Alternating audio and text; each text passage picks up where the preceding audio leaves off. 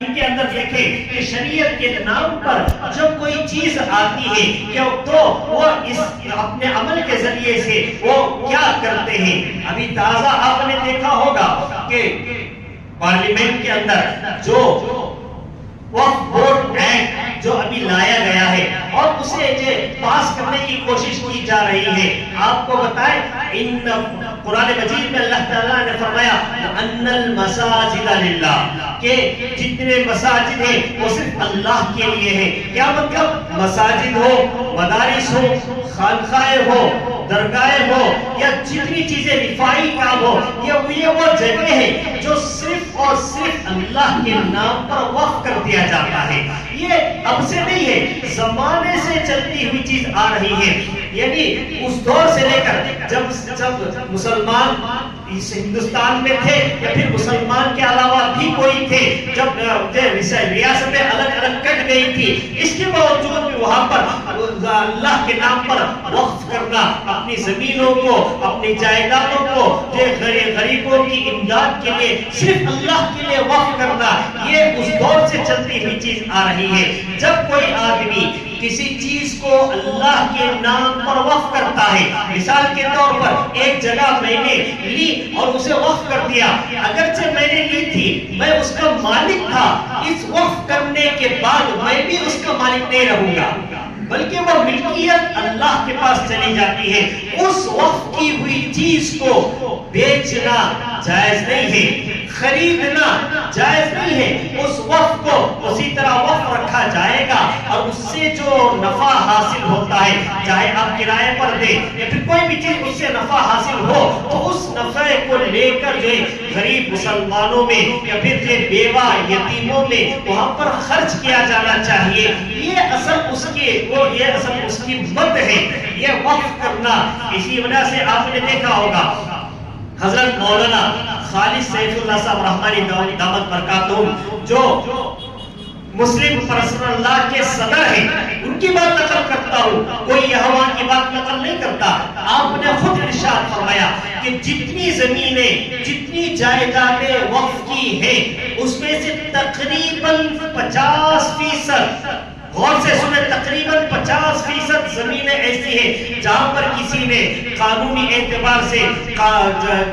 حکومت نے قبضہ کر لیا، حکومت نے وہاں پر اپنے دفاتر کو بنا دیا، پھر غیروں نے قبضہ کر لیا. اس طرح تقریباً 50% وقف کی زمینوں پر قبضہ کر لیا گیا ہے. اور جتنی 50%، تقریباً 50-60% جتنی بچی ہے، اس میں ہمارا کیا رویہ ہے، مسلمانوں کا کیا رویہ ہے؟ آپ بنگلور کا دیکھ لیں، دوسری جگہ تو جائیں، بنگلور میں دیکھ لیں، بڑے بڑے ہوٹلز آپ دیکھ لیں اور بڑی بڑی جگہ آپ دیکھ لیں جہاں پر وقف ہے، وقف کی جگہ ہے جن کو دے دیا گیا، کسی نے قبضہ کر لیا. اپنوں کا کیا کام؟ یعنی مسلمان جو جہاں پر 10,000 کرایہ ایک دکان کا ہو سکتا ہے، وہ 500 روپے کرایہ دیتا ہے اور پھر وہ آگے سے 10,000 وصول کرتا ہے. اس طرح اپنوں کے رویے، یعنی اپنوں کی کمیاں، اپنوں کی کمزوریاں، کسی کو کوئی چیز مل گئی، گویا وقف کی جائیداد کو ایسے سمجھتے ہیں جیسا میرے باپ دادا کی زمین ہے. اس طرح ہم نے وقف کو ہم نے قبضہ کر لیا، وقف پر ہم نے وقف کی زمینیں دیکھے، جائیدادیں دیکھے. اگر صحیح معنی میں وقف کو اصول کیا جائے، وقف کے زمینوں کا استعمال کیا جائے اور اس سے منافع جو آتے ہیں ان منافع کو استعمال کیا جائے، تو کسی حکومت کی امداد کی مسلمانوں کے حق کی ضرورت نہیں ہے کہ ہم ساری بحیثیت قوم مسلمان ہونے کے اس سے جو منافع آتے ہیں، اس سے جو فوائد آتے ہیں، ہم اپنے قوم کی تعلیمی اعتبار سے، تعمیری اعتبار سے، ہر اعتبار سے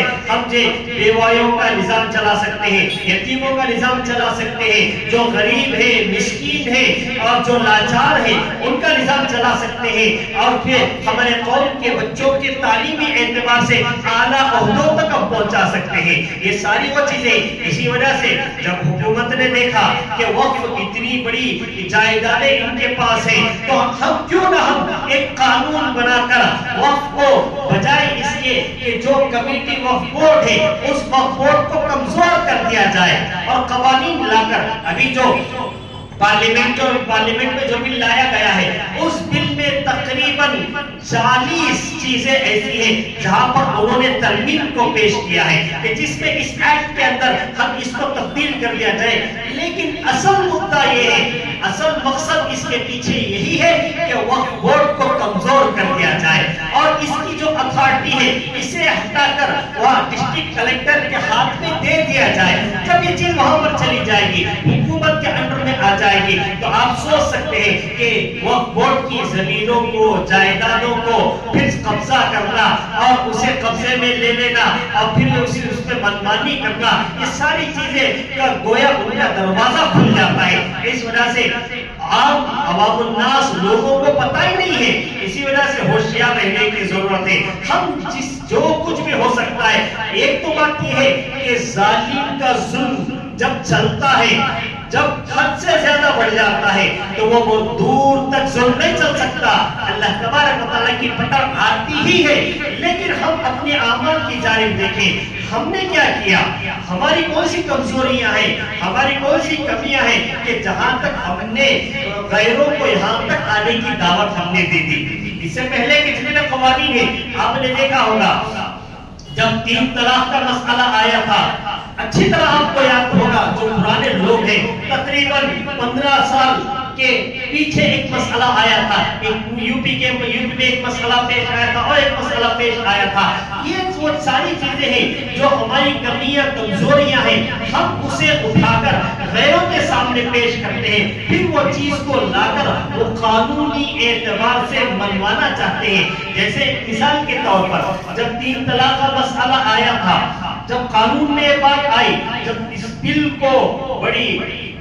ہوشیاری کے ساتھ، بڑی چال بازی کے ساتھ اس بل کو جب پارلیمنٹ میں پاس کیا گیا تو اس وقت یہی کہا گیا بل کے اندر کہ بھائی 3 طلاق اگر کوئی دیتا ہے تو 3 طلاق نہیں ہوتی بلکہ 1 طلاق ہوتی ہے. ایک تو بات یہ کہی گئی بل کے اندر. دوسری بات یہ کہی گئی اگر کوئی آدمی 3 طلاق دیا، 3 طلاق یہ ہو گئی، یہ جرم نہیں ہے، لیکن اس 3 طلاق دینے والے کو 3 سال کی سزا دی جائے گی. آپ سوچیں کہ جب کسی اللہ تعالیٰ کے قانون میں تبدیلی کی جاتی ہے تو ان کی عقلیں مار کھا جاتی ہے. اللہ کا جو قانون ہے صاف ہے، شفاف ہے، کوئی آدمی سمجھنا چاہے تو سمجھ سکتا ہے، کوئی ایسی مشکل چیز نہیں ہے. جب اس اللہ کے قانون کے علاوہ کوئی چیز لاتے ہیں تو ان کی عقل کام نہیں آتی. تو کیا کہا گیا 3 طلاق کے مسئلے کے اندر، کوئی آدمی 3 طلاق دیتا ہے تو وہ ایک ہوتی ہے، وہ جرم بھی نہیں ہے. جب جرم نہیں ہے تو پھر سزا کس بات کی دی جاتی ہے؟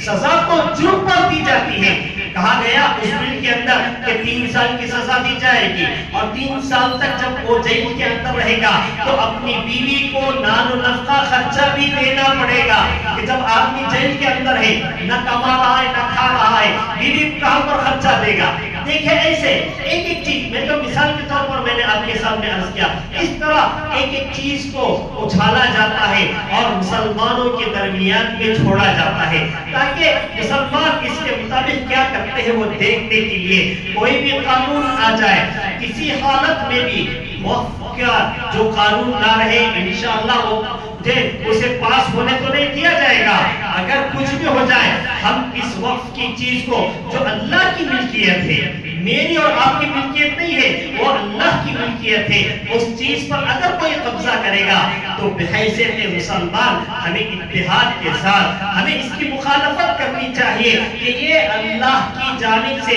ایک اللہ تعالیٰ کی ملکیت والی چیز ہے. جہاں پر مسلمان تعلیمی اعتبار سے، جہاں پر مسلمان اس کی افادیت کو لے کر اپنے قوم کے سدھار کے لیے اسے استعمال کرتے ہیں، جہاں پر ایک جانب غیروں سے ہمارے اوپر اتنی سارے الزامات ہیں، غیروں سے اتنی ساری در اندازیاں ہیں، تو اپنوں میں بھی کوئی کمی نہیں ہے، ہم نے بھی کوئی کمی نہیں کی ہے. کوئی آدمی کسی جائیداد کو آپ دیکھیں کہ وقت کی اگر کوئی آدمی منسٹر ہوتا ہے وہاں تک اس کی رسائی ہو جاتی ہے تو وہ اللہ کی ملکیت والی چیز کو بیچ دیتا ہے. اگر ہے تو اپنے باپ دادا کی چیز کو بیچے. جو چیز اللہ کی ملکیت کی ہے، جو چیز اللہ کی ملکیت کی چیز ہے، اسے بیچنا، اسے خریدنا جائز نہیں ہے. جائز نہیں ہے، بالکل نہیں ہے. تو بہرحال یہ چیز آ رہی ہے، ہمیں اس جانب ہمارا عمل کیا ہونا چاہیے. اسی وجہ سے میں نے آپ کے سامنے عرض کیا دو چیزیں ہیں جسے ہم عمل کر سکتے ہیں اور ہمیں عمل ہی کرنا ہے. یعنی ایک چیز انفرادی اعتبار سے، انفرادی زندگی میں صبح سے لے کر شام تک، شام سے لے کر صبح تک آدمی یہ سوچے اللہ تبارک و تعالیٰ نے مجھے جتنی نعمتیں دی ہیں کیا میں اللہ اور اللہ کے رسول کے مطابق زندگی گزار رہا ہوں یا نہیں گزار رہا ہوں. دوسری چیز یہ ہے کہ اجتماعی طور پر ہمارے اندر اتحاد ہو، کہ جہاں پر بھائیوں کے اندر آج اتحاد نہیں ہے، جہاں پر جو والد اور اولاد کے اندر اتحاد نہیں ہے، میاں بیوی کے اندر اتحاد نہیں ہے، دوستوں کے اندر اتحاد نہیں ہے، اور پھر رشتہ داروں کے اندر اتحاد نہیں ہے. ہم جو ان قومی مفادات کو لے کر اپنے اختلافات کو بالائے طاق رکھ کر ہم جو ہمارے اندر اتحاد پیدا کریں. قرآن مجید میں اللہ تعالیٰ نے فرمایا وَاعْتَصِمُوا بِحَبْلِ اللَّهِ وَلَا تَفَرَّقُوا، کہ وَاعْتَصِمُوا، تم اللہ تعالیٰ کی رسی کو مضبوطی سے تھامو. وَاعْتَصِمُوا بِحَبْلِ اللَّهِ کہتے تو کافی ہو سکتا تھا، لیکن اللہ تعالیٰ نے آگے ایک جملہ ارشاد فرمایا، ایک لفظ کو بڑھایا، جمیعا. وَاعْتَصِمُوا بِحَبْلِ اللَّهِ جَمِيعًا، تم اللہ تعالیٰ کی رسی کو سارے مل کر مضبوطی سے پکڑ لو. وَلَا تَفَرَّقُوا، تمہارے اندر کوئی تفرقہ نہیں ہونا چاہیے، تمہارے اندر ایک دوسرے پر الزام تراشی، ایک دوسرے کی ٹانگ کھینچنا، یہ تمہارے اندر یہ اعمال نہیں ہونے چاہیے، بلکہ ایک دوسرے کے معاون بن جاؤ، ایک دوسرے کے معاون بن جاؤ. کوئی اچھا کام ہو رہا ہے تو اس سے جڑ جاؤ، تم سے جو ہو سکتا ہے وہ کام کرو تاکہ وہ جو اچھا کرنے والا کام اور آگے کام کر سکے. تو بہرحال یہ وقت کی جو چیزیں ہوتی ہیں، یہ ان چیزوں کی حفاظت کرنا ملت اسلامیہ کی ضرورت ہے. اگر لوگ ہوشیار نہ رہے، لوگ اپنی مصروفیات کے اندر ہے وہ مصروف رہے، ہر آدمی یہ سوچے کہ میں مصروف ہوں، فلاں سیاستدان دیکھ لے، فلاں سیاسی لوگ دیکھ لے، اور فلاں دیکھ لے اور فلاں دیکھ لے، تو اس طرح کریں گے تو پھر ہمارا یہ جو اتنی بڑی جائیداد ہے، جو خربوں روپے کی جو جائیداد ہے، اگر حکومت کے قبضے میں آ جاتی ہے تو حکومت اسے غیروں میں بھی استعمال کر سکتی ہے ان قوانین کے اعتبار سے. جب دخل اندازی ہو گئی وہ کورٹ کے اندر ڈسٹرکٹ کلیکٹر کی اور وہاں کے جو حکومتی آدمی کی، تو آپ سوچ سکتے ہیں کہ اور یہاں پر کاغذات کو کٹولا جائے گا کہ بھائی 200 سال 300 سال 400 سال سے پہلے کے کاغذات ہیں تو پھر اسے وقت کے طور پر مانا جائے گا، یا پھر اسے حکومت کے اندر اس جائیدادوں کو لایا جائے گا. تو اس طرح یہ جو تبدیلیاں کرتے کرتے کرتے ان ساری اس کی جو حقیقتیں ہیں ان ساری چیزوں کو ختم کرتے ہوئے چلی جائیں گی. اس وجہ سے ملت اسلامیہ کو بحیثیت مسلمان چوکنا ہوشیار رہتے ہوئے جو اس کی ذمہ داری بنتی ہے. کوئی آدمی کہہ سکتا ہے کہے، کوئی آدمی لکھ سکتا ہے لکھے، کوئی آدمی کسی کو بات پہنچا سکتا ہے بات پہنچائے، جو کچھ کر سکتا ہے کرے. اور یہ اتنی بڑی چیز ہے کہ اس کا خمیازہ برسوں تک گزرنا پڑے گا، برسوں تک رونا پڑے گا اس کا خمیازہ اگر ایسا ہو جاتا ہے. اسی وجہ سے آپ اس میں ہوشیار رہے کہ یہ وہ جو وقف بورڈ ایکٹ ہے اس میں کئی ساری ترمیمات ہو چکے ہیں. یہ تقریباً 1932 کا جو مسلم ایکٹ تھا اسے آزادی کے بعد انہوں نے 1954 کے اندر انہوں نے اس بل کو لایا. پھر اس کے اندر بہت ساری کمزوریاں تھی تو پھر اس کے بعد 3-4 مرتبہ اسے تبدیلیوں کے ساتھ 1995 کے اندر، پھر 2010 کے اندر، پھر 2013 کے اندر اس کے اندر ترمیمات کی گئی. پھر 2013 کے بعد اسے چھیڑا نہیں گیا. لیکن اب بڑی چالاکی کے ساتھ، چال بازی کے ساتھ جب یہ دیکھا گیا کہ مسلمان اتنے ہیں، مسلمانوں کو ہم دبانا چاہتے ہیں، مسلمانوں کو ہم پسماندہ رکھنا چاہتے ہیں، مسلمانوں کے اندر تعلیم نہ ہو، مسلمانوں کے اندر ترقی نہ ہو، یہ پچھلے पिछले होकर रहे, ये जो बैकवर्ड होकर रहे, ये जो इनकी सोच है, जब इन्होंने देखा कि इनकी इतनी सारी जायदादें हैं, इतनी सारी जमीनें हैं, अगर ये इसे इस्तेमाल करेंगे तो बहैसियत कौम इनके अंदर बेदारी आ सकती है, इनके अंदर तालीम आ सकती है, इनके अंदर अच्छाइयाँ आ सकती है, ये अपने समाज को सुधार सकते हैं, बजाय इसके कि हुकूमत इन सारी चीजों में मुआविन बनती, बजाय इसके कि हुकूमत से इसका ताउन करती कि और फिर इसके लिए राय हमवार करती कि जिन्होंने वक्फ बोर्ड की जमीनों पर कब्जा कर लिया उसका नाजायज कब्जे को छुड़ाती और उसे जो मुसलमानों के हवाले करती, वक्फ बोर्ड के हवाले करती। लेकिन हुकूमत तो खुद इसके खिलाफ में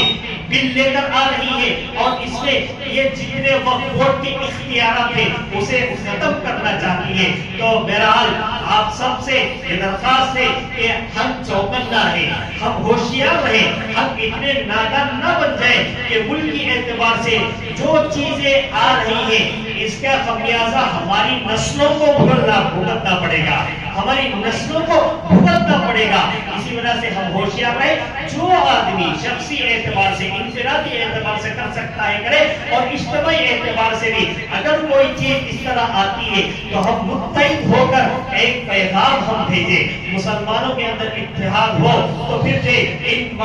इन सारी चीजों पर, मुल्की मसाइल पर हमारा इत्तेहाद होना चाहिए और हम ये बताना चाहिए कि हम सब मुत्तहिद हैं, हम सब इसकी मुखालफत करते हैं। तो बहरहाल जो कुछ भी चीजें हैं ये हमारे मुल्क के एतबार से, भाईचारे के एतबार से या इस्लाम के एतबार से, मुसलमानों के एतबार से जो नुकसानदेह चीजें हैं, अल्लाह तबारक व तआला से दुआ है कि अल्लाह तबारक व तआला इन सारी चीजों को खत्म करे और मुसलमानों को सही तौर पर दीन इस्लाम पर अमल करने की तौफीक नसीब फरमाए। आमीन। जो